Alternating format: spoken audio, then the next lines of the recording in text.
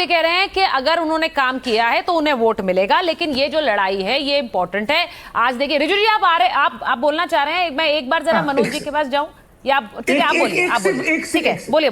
देखिए, जो वरिष्ठ पत्रकार है मैं उनका सम्मान करते हुए कहूंगा कि उन्होंने एक बात वो कही अभी कि सुप्रीम कोर्ट ने फ्री हैंड दे दिया। हाँ। मैं आपके दर्शकों को यह बताना चाहता हूं कि सुप्रीम कोर्ट में टीएमसी और ममता बनर्जी जाने के बाद इतिहास में पहली बार सुप्रीम कोर्ट ने जुडिशियल ऑब्जर्वर्स लगाए हैं चुनाव आयोग के ऊपर। सुप्रीम कोर्ट अपने ऑब्जर्वेशन में कहा है कि there is a trust deficit between the state and the election commission, जो कभी नहीं हुआ।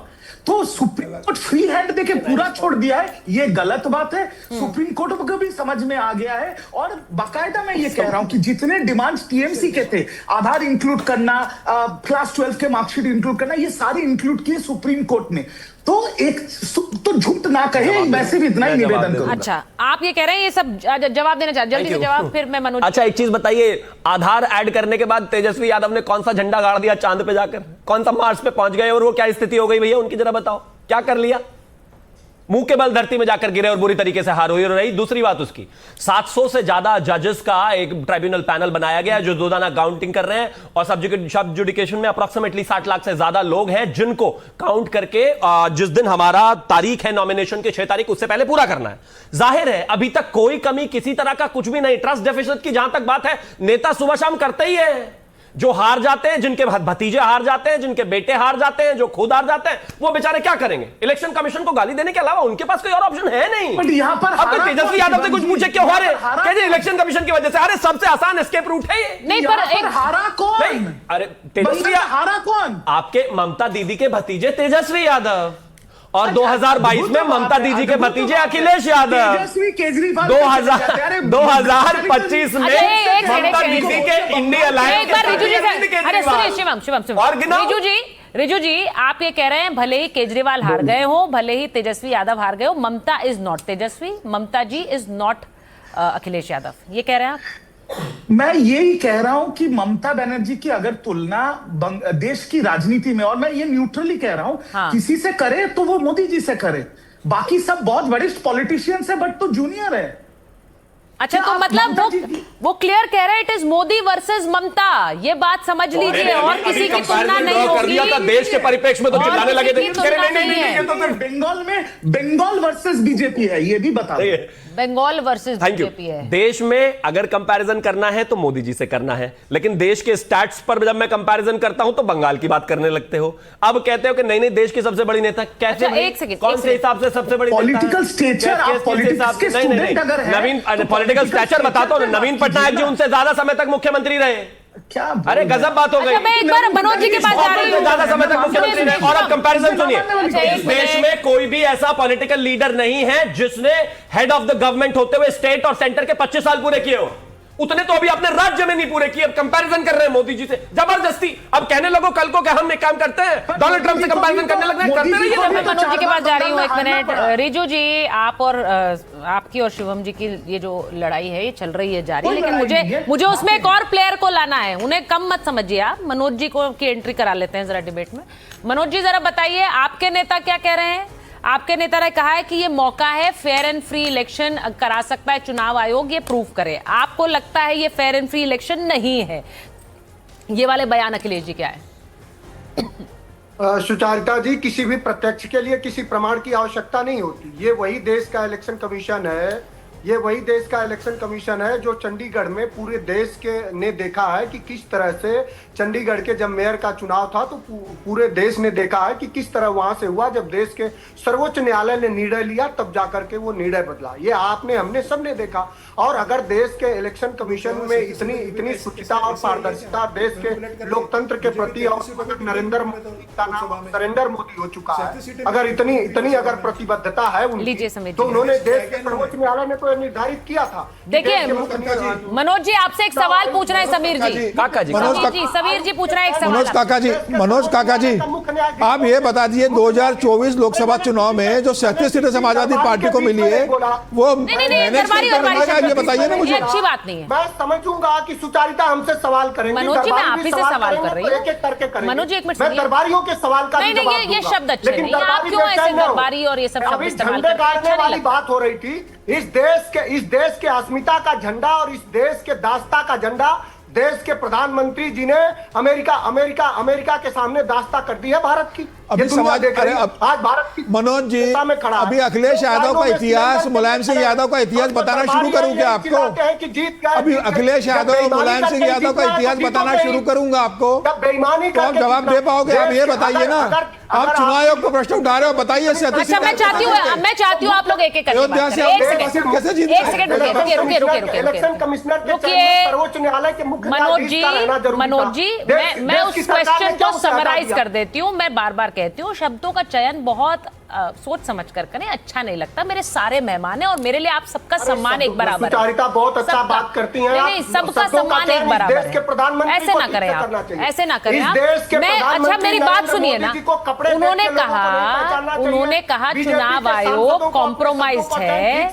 मनोज जी मेरा सवाल सुन लीजिए। चुने हुए सांसद को भेड़ुआ, मनोज जी मेरे सवाल सुन लीजिए।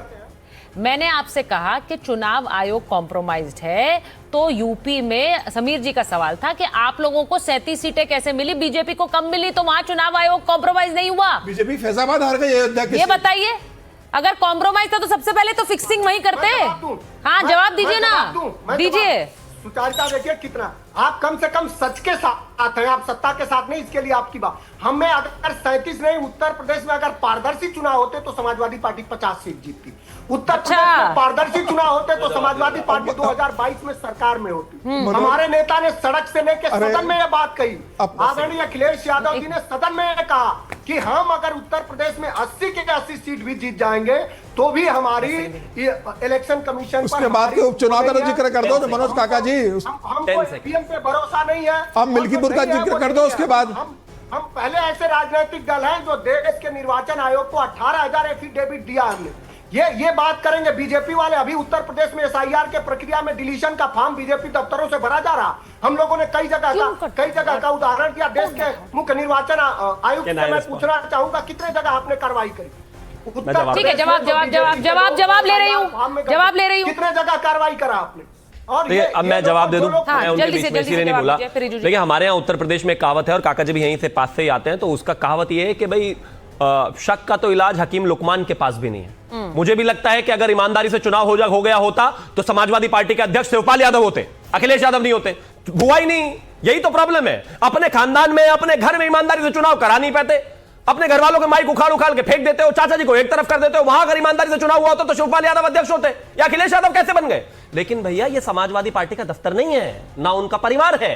ये देश का चुनाव है, उसके लिए एक इलेक्शन कमीशन है, उसके ऊपर सुप्रीम कोर्ट है। अगर सुप्रीम कोर्ट आपके पारिवारिक मामले में भी होता तो भी शिवपाल यादव जी अध्यक्ष होते, जिन्होंने पूरा जीवन मेहनत किया। लेकिन कोई बात नहीं, चलिए प्राइवेट लिमिटेड चल रहा है तो कुछ भी हो जाता है, लेकिन देश के इलेक्शन में ऐसा नहीं होता। अब आगे आता हूं, एक विषय बहुत साफ है। ये वो रोंदू बच्चे हैं, इनको पैदा होते ही इनको लगता है कि इनके पिताजी ने, इनके परिवार ने इतनी मेहनत करी है कि इनको पैदा होते ही इनके बच्चों को मुख्यमंत्री की कुर्सी पे बिठा दो, और जब तक वो है, जब तक वही मुख्यमंत्री रहेंगे तो बिल्कुल ठीक है। एक चुनाव हारते ही इलेक्शन कमीशन बेईमान, ऐसे नहीं हो सकता भाई।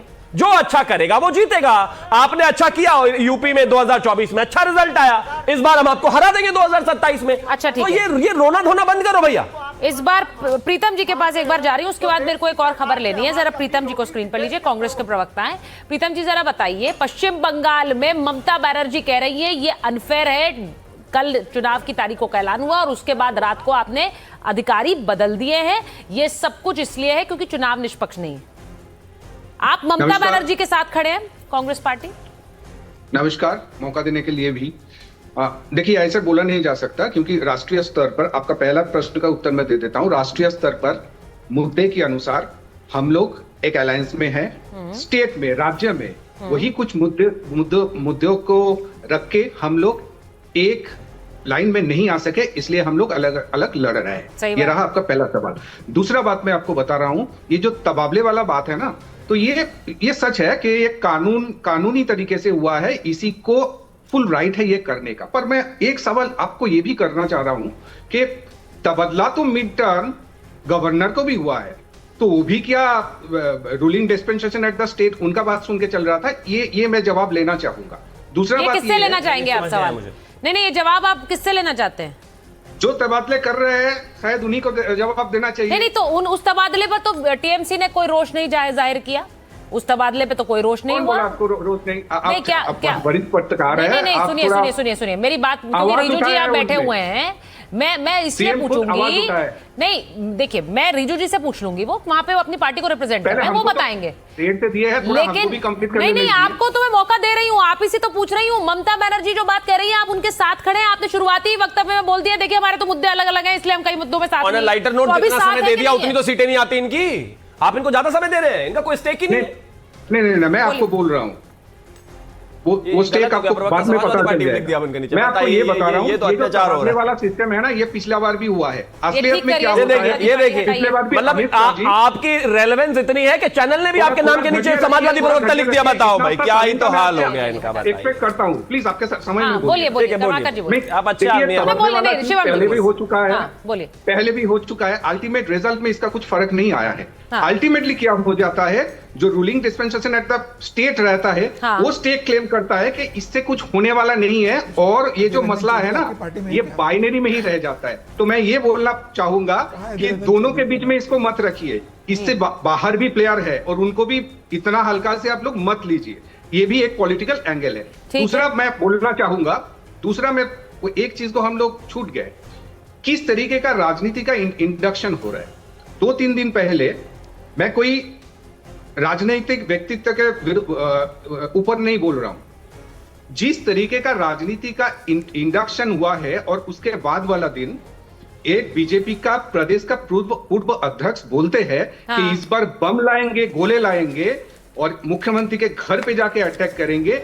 ये इसके ऊपर हमको चर्चा आज मुझे लगता है करना चाहिए। नहीं, वो आज किस तरीके अच्छा, का आप अपने हमारी डिबेट का टॉपिक बदलना चाह रहे हैं, करेंगे, पर अल्टीमेट रिजल्ट नहीं आएंगे। नहीं तो प्रीतम जी, आप हमारी डिबेट का टॉपिक बदलना चाह रहे हैं, लेकिन आप उस मुद्दे पर नहीं बोल रहे जिसपे ममता बनर्जी बोल रही है। मैं ये चाह रही थी कि आप खुलकर समर्थन करें। देखिए, अखिलेश जी तो खुलकर समर्थन कर रहे हैं, उन्होंने अपना बयान भी दिया है ममता बनर्जी के समर्थन में। उन्होंने कहा कि फ्री एंड फेयर इलेक्शन होना चाहिए, चुनाव आयोग नहीं कर रहा है। आप अभी तक नहीं कर रहे हैं। रंजन चौधरी समर्थन कर रहे हैं क्या? नहीं, आप क्या रंजन चौधरी ना, स्टेट में अगर हम लोग कुछ इशू बेस्ड में अंतर रखते हैं, अलग चुनाव रखते हैं, तो जो मुद्दे पे हम लोग समर्थन तो आपने बड़ा क्लियर कर दिया है भाई। देखिए ये क्लैरिटी है। अभी ममता बनर्जी के साथ कांग्रेस नहीं खड़ा होना चाहती है, ये बड़ा क्लैरिटी नजर आ रही है, क्योंकि अच्छा, मेरा ना, मैं आपको एक चीज कहना चाहता हूँ। मैं ये समर्थन का खेल सही चल रहा है। मैं अपनी इंडिविजुअल कैपेसिटी में पश्चिम बंगाल के चुनाव में आपको समर्थन करता हूँ। इससे कोई फर्क पड़ता है क्या? बताइए, समाजवादी वाली पार्टी है कहां? बंगाल में है का? ये शोल्डर टू शोल्डर खड़े हुए दिखाई दे जाते हैं, चुनाव हारते ही गायब हो जाते हैं, फिर इधर उधर की बातें करने लगते हैं। देते रहिए समर्थन, क्या होगा इससे? भाई, क्या वाकई कांग्रेस पार्टी का भी कोई अपना इंडिविजुअल आइडेंटिटी वहां रह गई है क्या? लेफ्ट की कोई वाकई इंडिविजुअल आइडेंटिटी रह गई है? सारे मिलकर बस ये चाहते हैं कि किसी तरीके से जो 1-2 राज्य इनके पास बचे हुए हैं वो बचे रह जाए। नहीं बचेंगे भाई, उसके लिए तो जनता को सर्व करना पड़ेगा ना। हर दूसरे महीने दंगा, हर दूसरे महीने बुरा हाल, हर एक त्योहार पे जाकर जो है हाईकोर्ट को जाना पड़ता है। बांग्लादेशियों के साथ, उनके समर्थन में, उनको अगर कोई दिक्कत होगी तो उनके लिए हम आंदोलन करेंगे। राज्य में सुनिए सारे इकट्ठे होकर मैं आगे बढ़ने से पहले एक बयान भी सुनाना चाह रही हूँ, और मैं रिजू जी के पास जाऊंगी, लेकिन उससे पहले मैं आपको बता दूं कि कल जब डेट्स का अनाउंसमेंट हुआ है तो पश्चिम बंगाल के साथ साथ असम का भी हुआ है। तो एक बयान मैं जरा सुनाना चाहती हूँ। मुख्यमंत्री जो असम के हैं, हिमंता बिस्वा शर्मा, उन्होंने जिस विषय पर उन्होंने बोला वो घुसपैठ से जुड़ा हुआ था। कल एनडीटीवी का पावर प्ले था, और उसमें उन्होंने कहा एनडीटीवी के कार्यक्रम में कि मुसलमानों को लेकर उनके ऊपर जो आरोप लगते हैं वो गलत है। उन्होंने जो बयान दिया आप भी सुनिए। उन्होंने कहा 30 साल से जो मेरा ड्राइवर है जो गाड़ी चला रहा है वो भी एक मुसलमान है। एक बार इसे सुनिएगा, क्योंकि उन्होंने घुसपैठ को लेकर बहुत सख्त लहजे में कहा है, लेकिन मुसलमानों के खिलाफ नहीं बोले। जरा ये सुनिए। प्रॉब्लम हो सकता है। India is a secular nation, everybody has equal rights. तो मेरा प्रॉब्लम कैसे हो सकता है? संभव ही नहीं है। बट जब मियाँ मुसलमान, आप एक वर्ड प्रीफिक्स कर देते हैं, बांग्लादेशी मुसलमान, घुसपैठिया, तब प्रॉब्लम शुरू हो जाते हैं। मेरा जो गाड़ी का ड्राइवर है, आज 30 साल से एक मुसलमान बेटा ही है। फॉर लास्ट 30 years मेरा गाड़ी का ड्राइवर एक मुसलमान बेटा ही है। तो मैंने ये बयान आपको सुनवाया हिमंता बिस्वा शर्मा का इसलिए क्योंकि कल जब 2 राज्यों में चुनावों का ऐलान हुआ है तो घमासान सिर्फ पश्चिम बंगाल में नहीं है, वहाँ असम में भी है, और जो इस घुसपैठ के मुद्दे को लेकर वो बात कर रहे हैं उसी को लेकर एक एसआईआर की प्रक्रिया है, और एसआईआर की प्रक्रिया को लेकर ममता बनर्जी लगातार सवाल उठाती आई हैं। तो रिजू जी, अगर आपसे पूछूं, मुझे ये बताइए, आपको लग रहा है कि एसआईआर का जो मुद्दा है, क्योंकि इसी से ये लड़ाई शुरू हुई है, आपने कहा ये ममता वर्सेस मोदी का चुनाव है, लेकिन ये ममता वर्सेस ज्ञानेश कुमार हो गया है। देखिए सुचरिता जी, मैं एक सीधी बात कहता हूँ, घुसपैठ का मुद्दा सच में सीरियस मुद्दा है। अगर हमारे देश में अवैध बांग्लादेशी रोहिंग्या है, ये तो सच में बहुत बड़ा मुद्दा है, और देश के जो गृह मंत्री है उसको इस पे बहुत सख्त एक्शन लेना चाहिए। तो बात पॉलिटिकल एक सवाल है मेरा, और वो बीजेपी भी जवाब दे सकती है या कोई भी दे सकता है कि बीजेपी ने ये रेडियो चला रखा था, ये कैसेट चला रखा था कि बंगाल में बांग्लादेशी और रोहिंग्या भरे पड़े हैं। बहुत बढ़िया बात। अभी तो एसआईआर हो गया, 58 लाख नेम पहले कट गए, 60 लाख अंडर एडजुडिकेशन है। I challenge on big channel like NDTV, mister Narendra Modi, mister Amit Shah and mister Gyanesh Kumar, ये तीनों एसआईआर बंगाल में होने के बाद अगर एक व्हाइट पेपर पे 10 नाम, 10 बांग्लादेशी और 10 रोहिंग्या ढूंढ के दे दे, तो जो बोले वो। भाई चैलेंज एक्सेप्टेड है आपको? जवाब तो देना पड़ेगा कि बांग्लादेशी और रोहिंग्या है कहां, है कहां बांग्लादेशी और रोहिंग्या? हाँ है, देते हैं। एक्सेप्टेड चैलेंज, वो कह रहे हैं चैलेंज दे रहा हूं आपके चैनल पर, आप एक्सेप्ट करेंगे? एक्सेप्टेड। दिल्ली में ही अभी एग्जैक्टली 1.5 महीने पहले, 45 दिन पहले 172 यहाँ से लोगों को, बांग्लादेशियों को डिपोर्ट किया सरकार, और बाकायदा पुलिस ने उनको पहले डिटेंशन सेंटर डाला और फिर उसके बाद डिपोर्ट किया गया। नाम चाहिए थे ना। और एक और चीज, अभी रुकिए, अब मैं आपके बीच में नहीं बोला इसीलिए ताकि आप ना बोले। दूसरा, अगर बांग्लादेशी घुसपैठिए है ही नहीं और हम कहते हैं कि एक घुसपैठिए को बाहर जाना पड़ेगा, एसआईआर होने के बाद सबको निकलना पड़ेगा, तो ममता दीदी ये किसके लिए कह रही हैं कि अगर आपके घर में कोई आपको निकालने आए, आपका वोट काटे, तो उसके लिए जो किचन में जो हथियार, किचन में जो चाकू छुरी है, इसी को हथियार बनाने ला? अपने प्रदेश में किसी के लिए डिटेंशन सेंटर नहीं बनने दूंगी। क्यों नहीं बनेगा डिटेंशन सेंटर? अगर बांग्लादेश, अरे कोई रिजू दत्ता के लिए क्या डिटेंशन सेंटर? वो तो बांग्लादेशियों के लिए। ठीक है, जवाब दे रहे वो। एक बयान और है, दूध देने वाले गाय की लात दिखानी पड़ती है। ये बांग्लादेशियों की लात कब तक खाते रहोगे भाई? बंगालियों का अधिकार है बंगाल पर, बांग्लादेशियों का नहीं। अच्छा ठीक है, जो बात रिजू जी आप खुद यहाँ पर चैनल पे मान रहे हैं कि भाई ये समस्या है, और अगर बांग्लादेशी रोहिंग्या हैं तो इनको हटाना चाहिए, तो फिर वो डिपोर्टेशन सेंटर क्यों बनाने से मना करती हैं? क्योंकि सुचरिता जी, एकदम सीधा आंसर है। जब 2 दिन पहले ज्ञानेश कुमार प्रेस कॉन्फ्रेंस किया था, जहां पर आपके भी रिपोर्टर्स थे, वहां पर उनसे ये सवाल 3 बार पूछा गया था कि बंगाल में आप एसआईआर कर रहे हो, बंगाल में आपको कितने बांग्लादेशी और रोहिंग्या घुसपैठिया मिले? उनका ज्ञानेश कुमार के पास कोई जवाब नहीं है। तो मतलब बंगाल में बांग्लादेशी और रोहिंग्या है ही नहीं, तो डिटेंशन सेंटर किस चीज के लिए बनाओगे? बीजेपी के नेताओं के लिए? अच्छा, सुमीर जी को, एक मिनट, नहीं 10 सेकंड नहीं होता आपका। समीर जी को ले रही हूं। अवैध बांग्लादेशियों के लिए, अवैध नागरिकों के लिए, ठीक है। तो बनने के बाद इतना डर क्यों है भाई? रिजू दत्ता नहीं जाने वाले उसमें। अगर नहीं है तो डरो मत, और अगर डर रहे हो तो है। अरे बताया ना, दिल्ली से 150 निकाले। एक सेकंड, और अभी डाउटफुल वोटर्स में है 60 लाख लोग। क्यों इतनी परेशानी? मेरा एक सवाल है, जबरदस्ती जज क्यों बन रहे हो भाई? 700 जजेस का काम ही है। क्यों रहे हैं? अरे भाई शिवम जी इतना चिल्लाने की जरूरत नहीं है ना, इतना अग्रेशन की जरूरत नहीं है। मैं एक बार जरा समीर जी के पास जा रही हूं। Let me get the other guest also ना। शिवम जी, ये सिर्फ डिबेट आपके लिए थोड़ी है, बाकी मेहमान भी तो आए हैं ना। हाँ नहीं ठीक है, वो आप ही से नहीं कह रहे हैं, वो बाकियों से भी कह रहे हैं। समीर जी समीर जी जरा बताइए। रिजू दत्ता जी, अभी आप 2 बात बोल रहे थे। आप तो ये कहा कि भाई ये घुसपैठियों को किसी का अधिकार नहीं है, घुसपैठियों बाहर होना चाहिए। तो जब गृह मंत्रालय ने ममता बनर्जी को इतनी बार चिट्ठी लिखी कि आप जमीन दीजिए, वहां पर हमें फिनिशिंग लाइन बनाना है, हाईकोर्ट को हस्तक्षेप करना पड़ा, उसके बाद भी ममता बनर्जी ने गृह मंत्रालय के लेटर को इग्नोर किया और जमीन बीएसएफ को अलॉट नहीं की। नंबर 1। दूसरी बात मैं ये कहना चाहता हूँ कि भाई घुसपैठिए कौन है, ये चुनाव आयोग का काम नहीं देखने का। चुनाव आयोग का काम देखने का है कि वो वैध है कि नहीं है उसके लिए। अगर वो घुसपैठिया होगा तो गृह मंत्रालय तय करेगा, गृह मंत्रालय उसको बाहर करेगा। जो गृह मंत्रालय ने कहा था कि भाई डिटेक्ट करेंगे, डिलीट करेंगे। तो अब जब नए अधिकारी आए हैं, वो क्या काम करेंगे? जो नए अधिकारी है उनकी दिक्कत ये है, डिटेक्ट करने का, डिलीट करने का काम गृह मंत्रालय का है, और उसको डिपोर्ट करने का काम गृह मंत्रालय का है। नहीं, जो अब नए अधिकारी, दोनों को मिक्स नहीं करना चाहिए, और गृह मंत्रालय उन्हें बाहर करेगा। चुनाव आयोग ने उसको डिटेक्ट किया और डिलीट किया है, गृह मंत्रालय उसे डिपोर्ट करने वाला है। अच्छा, मैं जवाब दे दूं समीर जी को? बोलिए। मैं सिर्फ इतना कहूंगा, मैं समीर जी का बात मान लेता हूं। चलिए, डिटेक्ट किया है एसआईआर ने और उनको डिलीट और डिपोर्ट करेगा अमित शाह, बहुत बढ़िया बात है। आपको नहीं। पता है, आप वरिष्ठ पत्रकार हैं, कि डीजी बीएसएफ बोल के एक पोस्ट होता है ठीक है। जिनकी जिम्मेदारी है बॉर्डर को सिक्योर करना, जो अमित शाह जी के अंदर में आता है। काइंडली आप इतने बड़े पत्रकार हैं, आप अमित शाह जी के दफ्तर को बोलिए डीजी बीएसएफ को, कोई पॉलिटिकल लीडर नहीं, डीजी बीएसएफ एक व्हाइट पेपर इशू कर दे कि बंगाल में इतना घुसपैठ हुआ है, और डिलीट कीजिए, डिपोर्ट कीजिए, जो ठीक करना है है। कीजिए। मुझे लगता है अब जो प्रक्रिया है सर, देखिए अब अफसर बदले गए। अब इसके बाद जो चुनावी प्रक्रिया है वो अपने आप शुरू हो रही है, तारीखों का ऐलान हो गया। हम उम्मीद करें, देखिए ये सब बदलाव ठीक है, लेकिन जनता का मन नहीं बदल सकता। तो अगर वो टीएमसी के साथ है या बीजेपी के साथ है, वो वहीं रहेंगे। बहुत बहुत धन्यवाद आप सब।